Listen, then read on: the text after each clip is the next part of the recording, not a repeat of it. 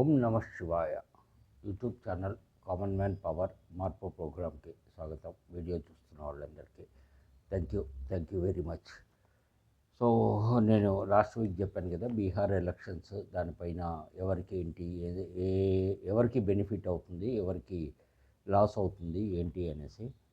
So ఇక్కడ వచ్చేసి బీజేపీకి బీహార్ ఎన్నికల్లో ఒకటే కాదు, దాని తర్వాత వచ్చే ఆల్ స్టేట్ దీని మీద అనేసి తీసుకున్నామంటే ఎంత మటుకు ఏంటి ఏం సంగతి అనేది బీజేపీకి ఒక రకంగా భయంగా ఉంది. అట్లాగే కాంగ్రెస్లో ఒక కన్ఫ్యూజన్ ఉంది. అదేంటి అని చెప్పనంటే, మనకి వచ్చేసి బీహార్ ఎలక్షన్స్లో ఎన్డీఏ కూటమి గెలిచింది అంటే ఓకే, ఒకవేళ గెలవలేదు, తక్కువ మార్జిన్స్ తోటి ఓడిపోయింది ఇంకోటి అని చెప్పనంటే కనుక నెక్స్ట్ దీని యొక్క ఎఫెక్ట్ మనకి నెక్స్ట్ జరిగేటువంటి నెక్స్ట్ ఇయర్ ఆ తర్వాత కంటిన్యూగా జరిగేటువంటి ఎలక్షన్స్ ఏవైతే ఉన్నాయో తమిళనాడు, కేరళ, వెస్ట్ బెంగాల్ లేదు అదర్ స్టేట్స్లో, సో అక్కడంతా కూడా ఎఫెక్ట్ పడుతుంది ఇంకోటి అని చెప్పని అనేటువంటి భయం ఒకటి. రెండు ఏంటి అని చెప్పానంటే, బీజేపీకి ఎక్కువ సీట్లు వచ్చినాయి, తీసుకున్న 101 సీట్లలో ఎన్డీఏ కూటమిలోంచి జేడీయూకి నితీష్ కుమార్కి 101 సీట్లు ఇచ్చారు అసెంబ్లీవి. బీజేపీ వాళ్ళు 101 కంటెస్ట్ చేస్తున్నారు. ఒకవేళ నితీష్కి ఎక్కువ సీట్లు వచ్చి బీజేపీకి తక్కువ వచ్చినాయి అంటే ఒక రకమైన ప్రాబ్లము. లేదు బీజేపీకి ఎక్కువ వచ్చి నితీష్కి తక్కువ వచ్చినాయి అని చెప్పనంటే, నితీష్ కుమార్ని సీఎం చేయట్లేదు బీజేపీ ఇంకోటి అని చెప్పనంటే, సెంట్రల్ గవర్నమెంట్లో ఇస్తున్నటువంటి సపోర్ట్ ఏదైతే ఉందో అది నితీష్ కుమార్ క్యాన్సిల్ చేసుకునే అవకాశం ఉంది. అది చేసుకున్నాడు అని చెప్పనంటే సెంట్రల్ గవర్నమెంట్లో బీజేపీకి ఇబ్బంది పడే అవకాశం ఉంది. సో ఈ రకంగా బీజేపీ అనేది భయపడుతోంది. సో మిగతా చిన్న చితకా పార్టీలు ఏవైతే కలుపుకొని బీజేపీలో ఎన్డీఏ అలయన్స్లోకి తీసుకొని ఎలక్షన్ కంటెస్టింగ్కి వెళ్తున్నారు. ఎలక్షన్స్లో నిలబడి ఎవరు గెలుస్తారు, ఎవరు గవర్నమెంట్ ఫామ్ చేస్తారు అనేది రిజల్ట్స్ వచ్చేదాకా ఎవరు చెప్పలేని పరిస్థితిలో ఉంది, టఫ్గా ఉంది. సో ఇది ఒకటి. కాంగ్రెస్లో ఏంటి అని చెప్పనంటే, కాంగ్రెస్ లేదు అని చెప్పనంటే కనుక ఆర్జేడీ కూటమి లేదు మిగతా పార్టీలని, కమ్యూనిస్ట్ పార్టీలని, వాళ్ళని అందరినీ కలుపుకొని అక్కడ బీహార్లో ఎలక్షన్స్ కంటెస్ట్ చేస్తున్నప్పుడు ఓట్ చోరీ అని చెప్పని అనేది ఒకటి కాంగ్రెస్ వాళ్ళు తీసుకొని రావటము అనేది జరిగింది. అది ఓట్ చోరీ అని చెప్పని అనేది దేశమంతా జరిగింది ఇంకోటి అని చెప్పని అనేసి చెప్పుకుంటూ వచ్చారు. తీరా అది బీహార్కి వెళ్ళేటప్పటికి ఓటు అధికారి యాత్ర అంటే ప్రజల ఓట్లని కొన్ని యాడ్ చేస్తున్నారు, కొన్ని తీసేస్తున్నారు, బతుకున్న వాళ్ళని ఓటేయకుండా చేస్తున్నారు ఇంకోటి. కాబట్టి ఇది ప్రజలకు సంబంధించినటువంటి విషయము ఇంకోటి అనే వర్షన్లో వాళ్ళు తీసుకొని వస్తున్నారు, కాంగ్రెస్ వాళ్ళు ముఖ్యంగా. సో మిగతా పార్టీలు వాటికి సపోర్ట్ చేస్తున్నాయి. దీన్ని బీహార్ ప్రజలు కావచ్చు, భారతదేశంలో ఉన్న వేరే రాష్ట్రాల ప్రజలు కావచ్చు ఎంత మటుకు దీన్ని సీరియస్గా తీసుకొని కాంగ్రెస్ ఓట్లు వేస్తారు అని చెప్పని అనేది ఒకటి. రెండు ఏంటి అని చెప్పనంటే, సేమ్ కాంగ్రెస్ ఒకవేళ ఈ మాటలు చెప్పి ఎలక్షన్స్కి వెళ్ళి అక్కడ గెలవలేకపోయింది, లేకపోతే మినిమం సీట్లే వచ్చినాయి ఇంకోటి అని చెప్పని అనేసి అన్నప్పుడు నెక్స్ట్ వచ్చే ఎలక్షన్స్ ఇందాక చెప్పినట్టు తమిళనాడు, కేరళ, వెస్ట్ బెంగాల్ ఎక్సెట్రా స్టేట్లలో దీని ఎఫెక్ట్ ఎంత ఉంటుంది అని చెప్పని అనేటువంటి కన్ఫ్యూజన్లో కాంగ్రెస్ ఉంది. సో దీనికి కాంగ్రెస్ పార్టీ ఏ రకంగా చేయాలి, ఏం చేయాలి అని చెప్పని అనేది వాళ్ళకి అర్థం కాని సిచ్యువేషన్లో ఉన్నారు.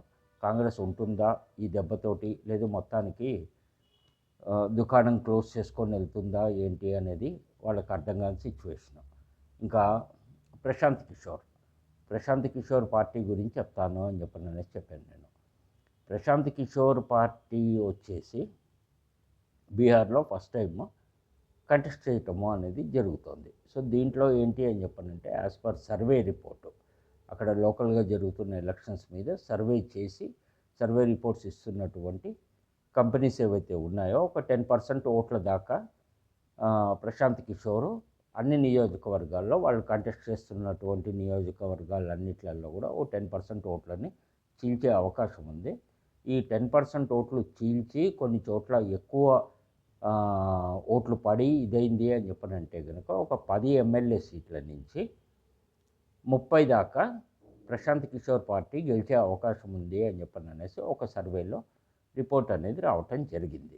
సో ఈ 10% ఓట్లు ఉన్నవి ఏ పార్టీవి చీలుస్తారో, ఏ పార్టీకి మినిమం మెజార్టీ తోటి లేదు మినిమం కౌంటింగ్లో పడ్డ ఓట్లతోటి అనేసి ఏది గెలుస్తుంది ఏది ఓడిపోతుంది అని చెప్పననేది అది కూడా సేమ్ అంతే. రిజల్ట్స్ వచ్చేదాకా కూడా మనం ఏమీ చేయలేని సిచ్యువేషన్లో ఉన్నామన్నమాట. సో 10 నుంచి 30 సీట్ల దీని మీద ప్రశాంత్ కిషోర్ గెలుస్తాడా లేదో అని చెప్పనంటే కనుక ఇంకా ఎక్కువ సీట్లు వస్తాయా తక్కువ సీట్లు వస్తాయా అని చెప్పననేది చూడాల్సినటువంటి అవసరం ఉంది. నెక్స్ట్ ఎంఐఎం పార్టీ, ఏఐఎంఐఎం, అది హైదరాబాద్లో ఓల్డ్ సిటీలో కన్ఫామ్గా వాళ్ళు గెలిచేటువంటి సీట్లు 7 ఎమ్మెల్యే సీట్లు, ఎంపీ సీటు. లాస్ట్ టైము 2020లో జరిగినటువంటి బీహార్ ఎలక్షన్స్లో వాళ్ళు కూడా కంటెస్ట్ చేయటం జరిగింది.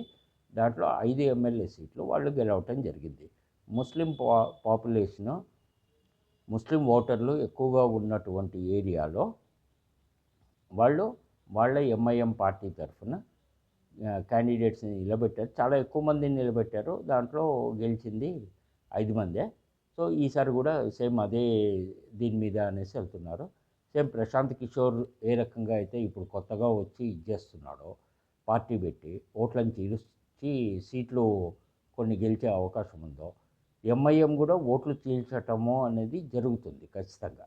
అది ఎవరికి బెనిఫిట్ ఎవరికి లాస్ అని చెప్పండి అనేది అది సేమ్ ఇప్పుడే ఏం చెప్పే పరిస్థితి లేదు. ఆ తర్వాత వచ్చేసి లాస్ట్ టైం 5 గెలిచింది, ఈసారి ఎన్ని గెలుస్తుంది ఏంటి అనేది తెలియదు. కాకపోతే ఎంఐఎంకి కూడా ఒక భయం అనేది ఉంది, ప్రశాంత్ కిషోర్ పార్టీ పెట్టిన తర్వాత అనేసి ఓట్లు చీలినాయి ఇంకోటి అని చెప్పనంటే ఈ 5 సీట్లు కూడా వస్తాయా రావా అని చెప్పననే డౌట్లో వాళ్ళు ఉన్నారు.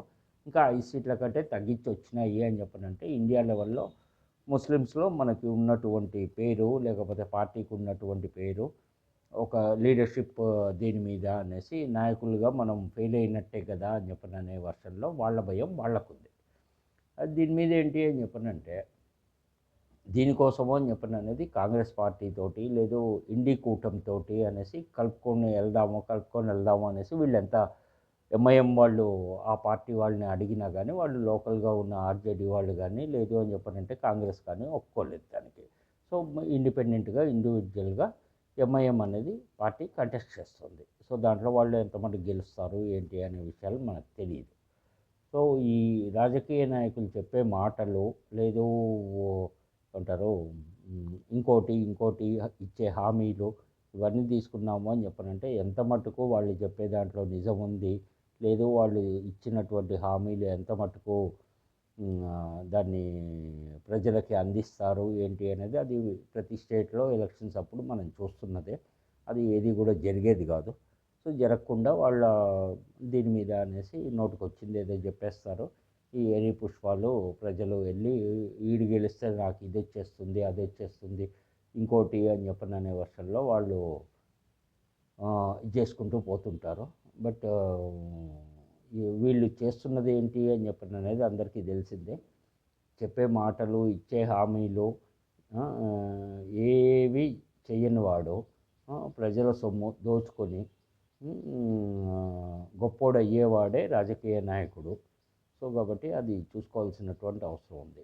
ఎందుకోసం అని చెప్పనంటే ఈ రాజకీయ నాయకులది కొంచెంసేపు పక్కన పెట్టాము అంటే వీళ్ళ వర్షన ఏ రకంగా ఉంటుంది అంటే ఊరంతా కనపడ్డోడు దగ్గరంతా 10 రూపాయల దగ్గర నుంచి 10,000 రూపాయల దాకా అప్పు చేసేవాడి పేరు కోటేశ్వరరావు అట. అట్లాగే 100 మందికి పెళ్ళైన ఆలుమగలకి భార్యాభర్తలకి విడాకులు ఇప్పించిన అతని పేరు కుటుంబరావు అట. సో అట్లా ఉంటుంది ఈ రాజకీయ నాయకులది. ఏంటంటే కోటీశ్వరరావు అనేసి పేరు పెట్టుకున్నవాడంతా కోటీశ్వర్లు కాదు, లేదు కుటుంబరావు అని పెట్టుకున్నవాడంతా కుటుంబాన్ని బాగా చూసుకునేవాడు కుటుంబాలని కలిపేవాడు అని చెప్పని అనేసి అనుకోకండి. ఈ రాజకీయ నాయకులు కూడా ఇంతే. అది ఒకసారి దృష్టిలో పెట్టుకున్నాము అని చెప్పనంటే మనకు ఆ ఆలోచన వచ్చింది అని చెప్పనంటే మనకు మనం ఆలోచించుకొని ముందుకెళ్ళటానికి అనేసి అవకాశం ఉంటుంది. అది చేయము ఇది చేయము మాకు ఫ్రీగా వస్తే చాలు ఫ్రీగా ఇస్తే చాలు అని చెప్పని అనేసి అనుకుంటే కనుక ఇంకో 100 సంవత్సరాలు అయినా కానీ ప్రజల జీవితాలు బాగుపడవు. ఇంకోటి ఇప్పుడు కొత్తగా ఏంటి అని చెప్పనంటే సోషల్ మీడియాలో చూస్తున్నటువంటి విషయాలు రెండు విషయాలు జరుగుతున్నాయి. అది దాంట్లో ఒకటి కరెక్టు, ఒకటి ఎంత మటుకు కరెక్టు ఏంటి అనేది తెలీదు. ఒకటి కరెక్ట్ ఏంటి అని చెప్పనంటే LIC government of India undertaking company ఏదైతే ఉందో దాంట్లో నుంచి 35,000 కోట్లు అదానీకి డబ్బులు అదానీ కంపెనీలో పెట్టుబడి పెట్టి షేర్లు కొన్నారు, లేదు అదానికి లోన్ కింద ఇచ్చారు ఎల్ఐసి వాళ్ళు, ఇంకోటి అని చెప్పని అనేది జరుగుతున్నటువంటి విషయం. ఇది ఒకటి. రెండేంటి అని చెప్పనంటే మనకి ఆగస్టు నెలలో జరిగినటువంటి చైనాలో జరిగినటువంటి ఏషియన్ కంట్రీస్ లేదు వేరే కంట్రీస్ బ్రిక్స్ దీనిది లేదు ఇంకోటి అనే దాని మీద ఏదో మీటింగ్ జరిగింది అక్కడ చైనాలో. ఆ మీటింగ్కి అటెండ్ అయిన తర్వాత నరేంద్ర మోడీ గారు ఆ మీటింగ్కి అటెండ్ అయినప్పుడు అవ్వక ముందు అయిన తర్వాత ఆయన మీద హత్యా ప్రయత్నం జరిగింది. ఇది అమెరికా వాళ్ళు సిఐఏ వాళ్ళు కుట్ర చేశారు ఇంకోటి అని చెప్పిన అనే వర్షంలో సోషల్ మీడియాలో చాలా చక్కర్లు కొడుతుంది ఆ విషయం అంతా కూడా. దానికి సంబంధించినటువంటి సిఐఏ ఒక ఏజెంట్ ఎలా చనిపోయాడు ఏంటి అని చెప్పిన అనే విషయం తెలియకుండా బంగ్లాదేశ్ ఢాకాలో ఒక 5 స్టార్ హోటల్లో ఆయన అకస్మాత్తుగా రాత్రి చనిపోవటం జరిగింది. దాన్ని బేస్ చేసుకొని ఇంకో 3-4 కూడా అక్కడే చంపేయటం జరిగింది. ఎవరు చంపారు, ఎందుకు చంపారు, ఎలా చనిపోయారు అనే విషయాలు కూడా మనకు తెలియదు. ఇంకోటి అనే వర్షంలో జరుగుతుంది ఇదంతా. దీనికి తోడు ఇదంతా రష్యా ఇంటెలిజెన్స్ కనిపెట్టి ఇది చేసినప్పుడు పుతిన్ గారు మోడీ గారిని రక్షించారు అని చెప్పననేటువంటి వర్షంలో ఇవన్నీ కూడా చెప్పుకుంటూ రావటం జరిగింది. ఆయన పర్సనల్ కార్లో అఫీషియల్ కార్లో రష్యా గవర్నమెంట్ కారు పుతిన్ గారు వాడే అటువంటి కారులో మోడీ గారిని 40 నిమిషాల పాటు వాళ్ళిద్దరు కారులోనే కూర్చొని చేసినందుకు మోడీ గారి మీద హత్యా ప్రయత్నం అనేది జరగకుండా ఆపగలిగారు ఇంకోటి అని చెప్పననేసి అంటున్నారు. ఓకే, నిజంగానే అది జరిగుండి ఇదైంది అని చెప్పనంటే కనుక మన ప్రధానమంత్రి గారి మీద హత్యా ప్రయత్నం జరగకుండా బయటపడి ఆయన మళ్ళీ భారతదేశానికి తిరిగి వచ్చి ఇది చేశారు అని చెప్పని అన్నందుకు పుతిన్ గారికి థ్యాంక్ యూ చెప్పాల్సిందే మనము.